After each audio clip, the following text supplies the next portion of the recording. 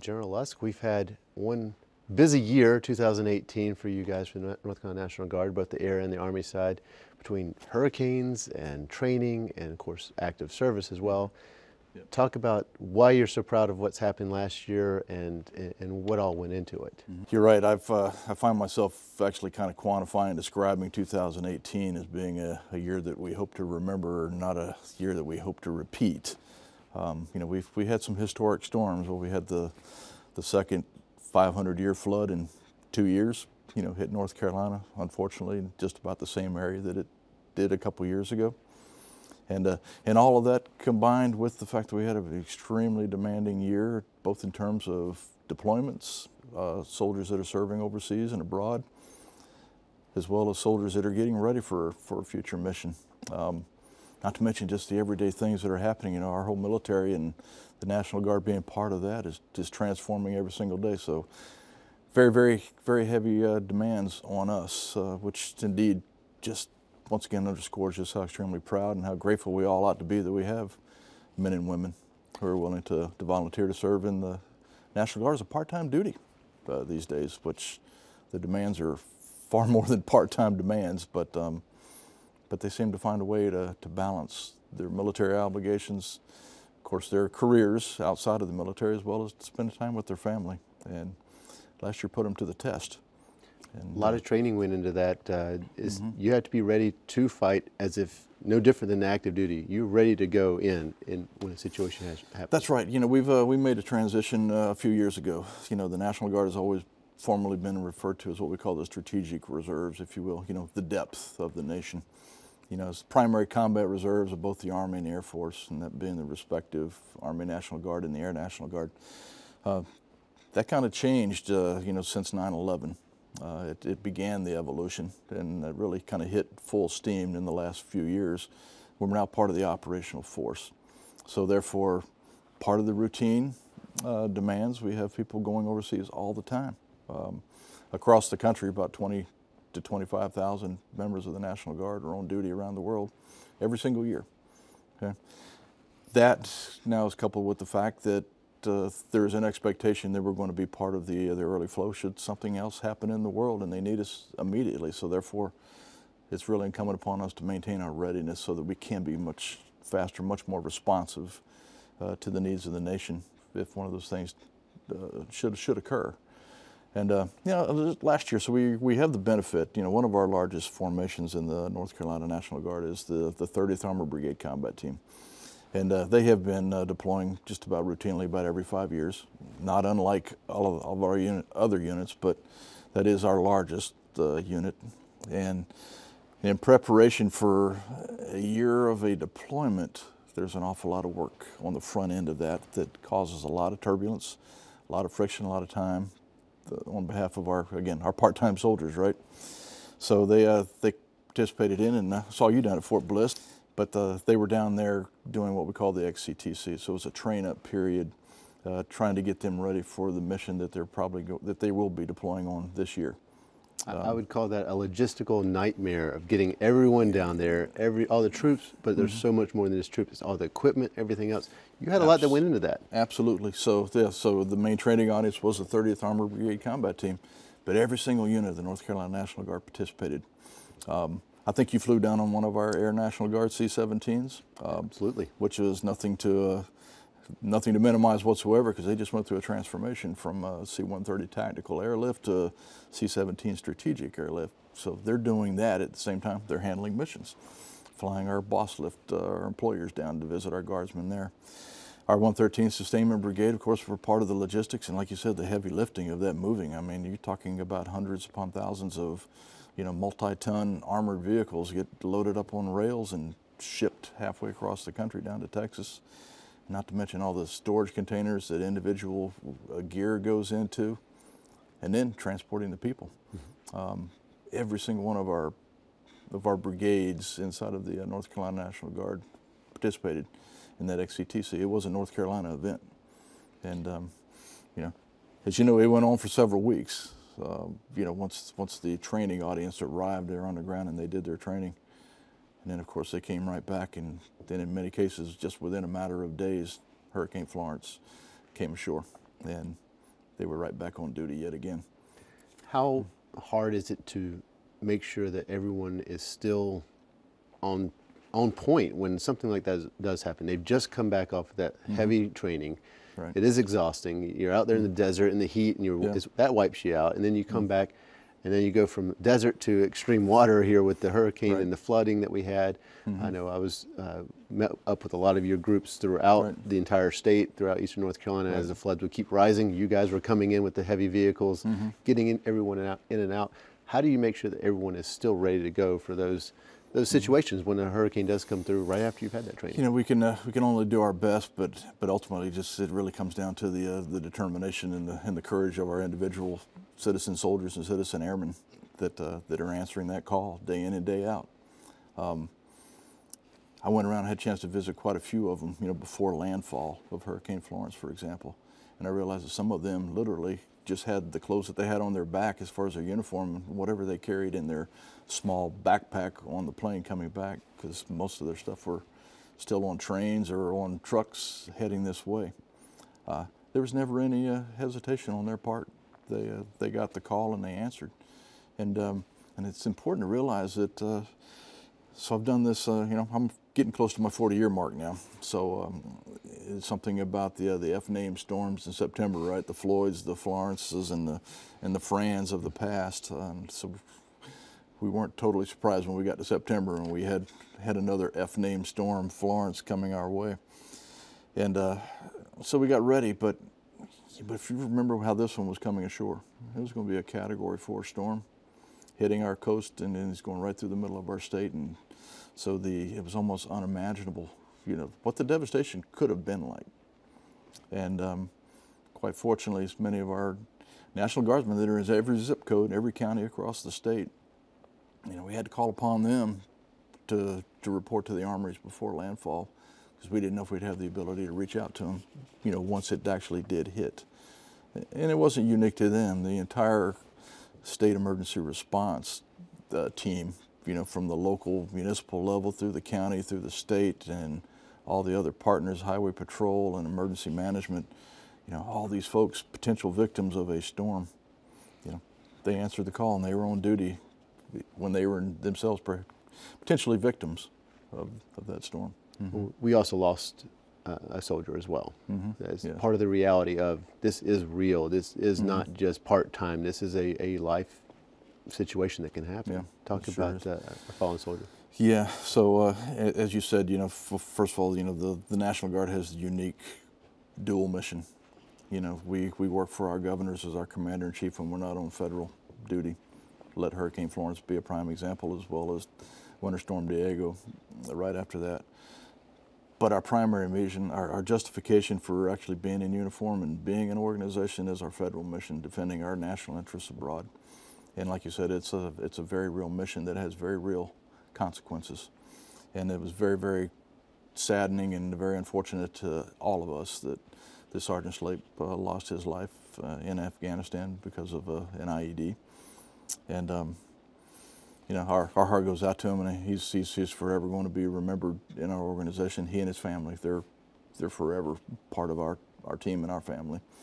And again, just absolutely heroic, selfless. You know, I had the chance to go over and visit them soon thereafter in Afghanistan and talk to the members of this small explosive ordnance detachment, just a couple dozen strong. You know, so that you know that they felt it all personally, and have a chance to express our condolences to them and have a chance to talk to them, you know, about Sergeant Slape. Yeah, and again, the work that they're doing, this small unit, is just absolutely yeoman's work. It's heroic, and so many lives over in Afghanistan, American soldiers and other American service members overseas, they really count and rely upon them being proficient in what they do. And it's a very uncanny, manipulative enemy over there that they were chasing, and they do their job so very, very professionally, so selflessly and so courageously. And fortunately, that unit will be returning back home here. In fact, they should be coming back into North Carolina any day now. And they'll all join us as we go up to Arlington for the interment of Sergeant Slape and join his family there. Of course, training is a major part of the exercises you have to do to make sure you're ready to go. One of the big training exercises was at Fort Bliss. I know you were there. I got to see a little bit of it as well. Talk about just getting involved in that training and being out in the heat, being out in the desert, and all the fun that came along with that. Yeah, the training that happened in Fort Bliss Desert or Grande Desert for that matter, was great. That's where most of our culminating events happen.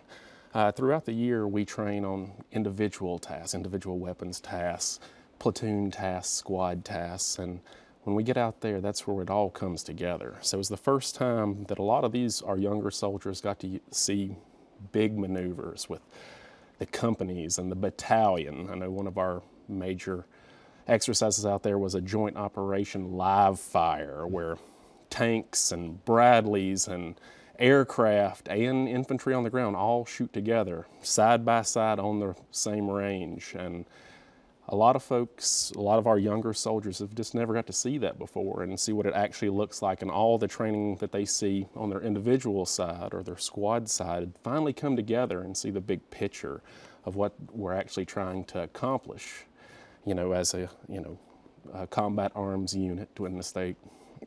So it's a great culminating event.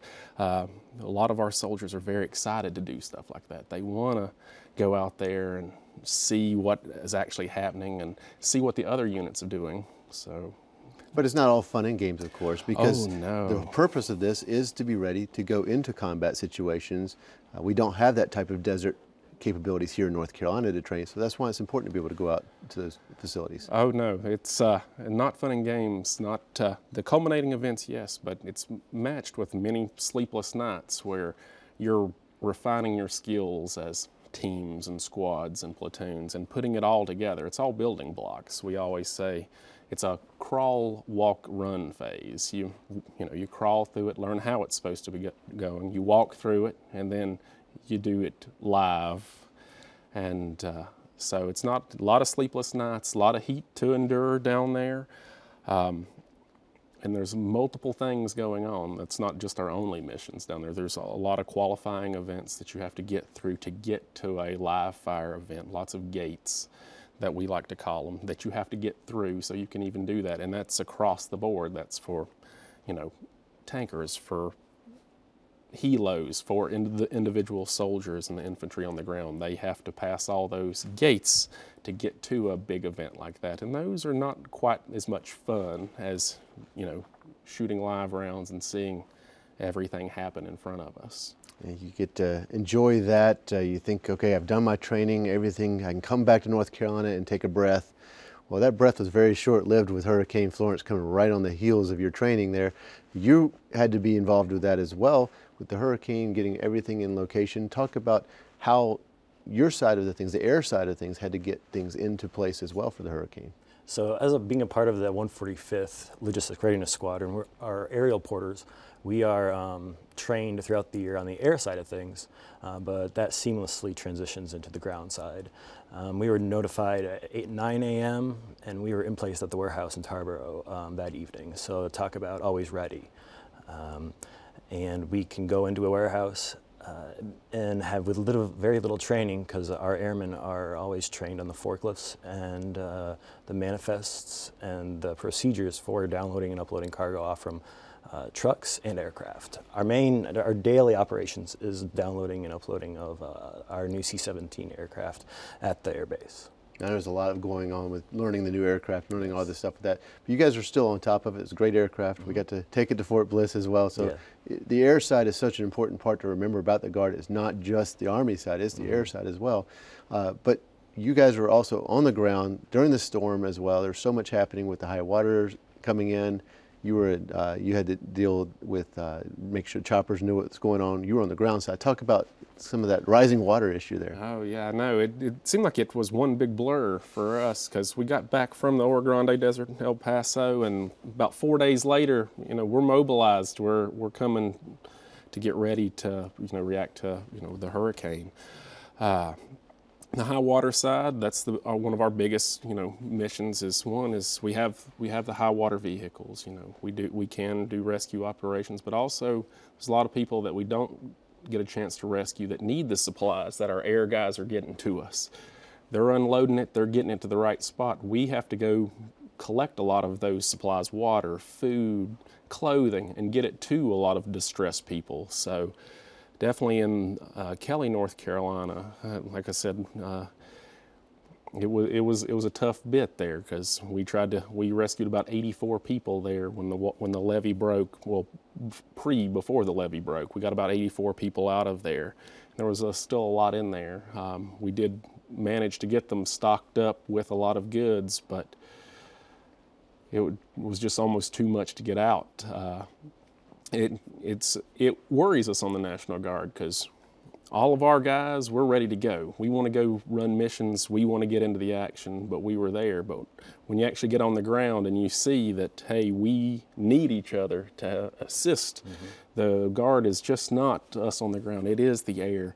And there are times, like in hurricanes, where it can be a little bit dangerous and can be a little bit risky when you see civilians that have been displaced.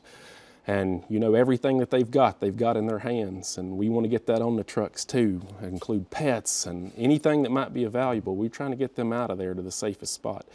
But just seeing that sometimes worries us when we need help ourselves, because the mission is so great. And the air side really saved a lot of folks in Kelly, North Carolina, and that's why it's such a great time to work together. Yeah. Thank y'all both and everyone for saving so many lives here in North Carolina during any of these storms that come up, whether it be winter, summer, or fall, or spring. Doesn't matter. You guys are always ready. So thank you. Now we have great opportunity here to talk about the helicopter side of things with you. Talk about what you do with the National Guard and some of the programs that you're working with. Okay, well, I'm a Black Hawk helicopter pilot in the North Carolina National Guard. I'm also the Black Hawk lead pilot for the NC-HART program, which is our helicopter rescue program in the state. That program is comprised of civilian rescuers that come out of our local fire departments, and emergency management it plays a big role in that. And we combine that with the North Carolina National Guard air crew, and on a Black Hawk helicopter or our Lakota helicopter, and we go out and we do rescues primarily during hurricanes and major disaster events, but also we're on call, pretty much all the time for anything like the Linville Gorge or up in the mountains with fallen hikers and rock climbers and things. So we find ourselves training all the time and preparing all the time, and then when the call comes, being out there to help take somebody that's in a bad situation and put them in a better situation. There's always calls. I hear, like you said, between the mountains and the coast, we have lots of options for you to train in, and I know some quarries that are around that you're working in as well to get training for different type of scenarios. Talk about that ability to have so much of a difference in variations between the mountains and the coast, where you can do those trainings so you're ready for any kind of situation. Well, I mean, we live in a state that does have a lot of different topography along the way, and so we can find ourselves out on the coast during a major flood and hurricane event, doing swift water rescues and off the top of roofs of people's houses to and flooded cars, to finding ourselves in the North Carolina mountains in the Linville Gorge. Just a couple months ago in October, we rescued a man off the side of the Linville Gorge one night under night vision goggles who had fallen, and we were able to save his life in that gorge. But our facility is located in Salisbury, so being in the center portion of the state with the Black Hawks, we can respond really in either direction pretty rapidly. So. You said the HART program. Forgive me, I always mispronounce it. Talk about that program that you're working with. Okay, so NC-HART is a program. It's about 15 to 20 years old now from when we first began to stand it up. But it does include, we have Charlotte firemen as our rescuer, Asheville firemen, and Rocky Mount firemen, and other firemen that serve as rescuers as an additional duty to them. And they train with us and operate in the back of the aircraft with our crew chiefs to be able to go down on the hoist and rescue people. So during the hurricane was a major event, obviously, for us. Between all of the aircraft that North Carolina put up at one time, we were able to rescue over 400 people during those few days that we were out flying over about a 10-day period, and we did about 350 missions that were done. So those guys are really the heroes, and really the meat of what happens is back in the back of that aircraft between our crew chiefs running the hoist and those guys going down on that hook and going down and rescuing people. And the partnership we have with emergency management is amazing. We couldn't do it without those guys and the way they stand up. And even like as General Lusk said to you, I think a little earlier, we have those guys down on the ground, just your local firemen and volunteer firemen sometimes that end up being the area coordinators that coordinate us being able to come in and get to where we need to be able to rescue somebody. So one event during the hurricane that was a big event was the rescue in Kelly. And I know it got a lot of coverage during that time, but there was a levee that broke there, and it was actually our NC Hart aircraft that was flying along that found the levee breach and the water that was coming up, and my crew was actually on scene there and was able to do 4 hoist rescues within just a matter of minutes of people that had water coming up on their house. And then that was followed by a significant aviation effort from the North Carolina Guard that evacuated, I think, out over 200 people that were able to be rescued and evacuated within a matter of about 24-hour periods. So it's a program that's a huge asset to our state, and it's a program that God's blessed us to get to be a part of, to be able to impact other people's lives. We want to talk now as we move forward. We've had a busy year in the past, and 2019, I know we don't want it to be quite as busy or quite as crazy, but they're still training on the horizon. They're still getting ready for more deployments. Talk about what we're looking forward to. Yeah, absolutely. Like you said, we hope that 2018 is not repeated in 2019, and but we have enough on our plate already, so we hope that is the case, but we'll be ready just in case. As you mentioned, we still have a very large number of our citizen soldiers and airmen will be deploying again this year. So every unit in the North Carolina National Guard is going to be involved in getting our largest unit, the 30th Armored Brigade Combat Team, ready for its mission and its deployment to the Middle East.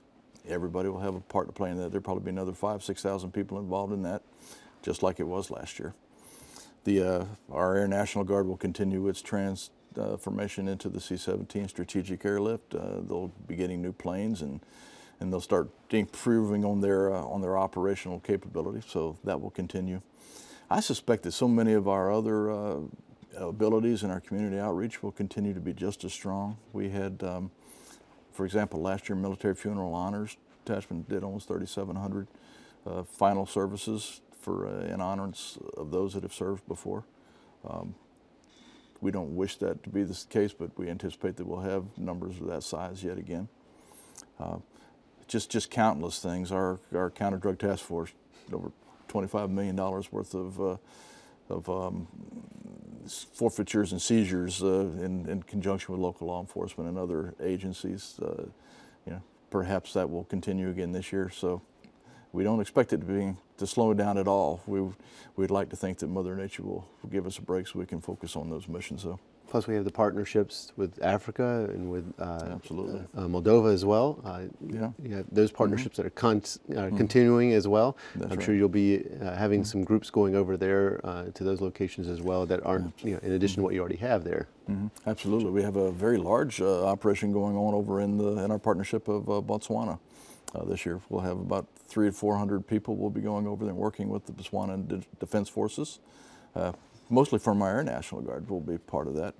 And Moldova will be sending a contingency to the National Training Center with our 30th. So as you said, these events and these activities will continue with our partner countries as well. I know this is looking back a little bit, but I know when we were in the desert in New Mexico, there was the Moldovan troops there training with our troops as well, with you guys. That was part of that partnership, I know, as well. So keeping that going. That's right. And in fact, they're over there in California as we speak. The leadership of the 30th Brigade is over doing what they call a leadership training program, getting ready for their rotation to the National Training Center this summer. The Moldovans are there participating as their staff and every bit of the operation and the training as well. How easy is it to make sure you have enough service members to be part of the Guard? And there's a recruiting tactic that always has to be part of this. How do you tell people that moving forward, you need their help, basically? You need them to be part of the citizen soldiers.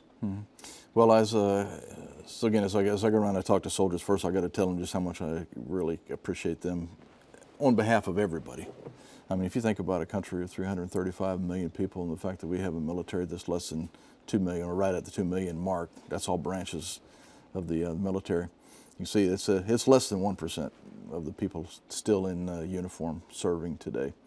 So they're already an absolutely unique and invaluable, and the fact that they all volunteered for this, no matter how difficult it is, they're there. You know, when that call comes in, as inconvenient as it may be, they answer that call and they do their job.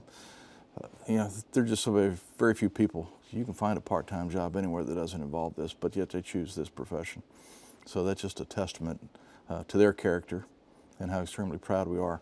Can't do it, though, without the support of family and employers. Absolutely. It's the triad. A soldier joins, family rejoins and stays for a long period of time.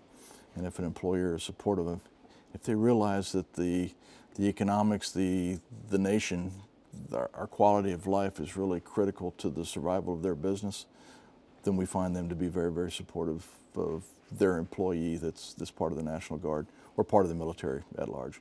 We thank them for their service, and thank you for your service as well, and continue to lead our troops here in North Carolina and beyond. Thank you. My pleasure. Thank you, Jeff. Always a pleasure.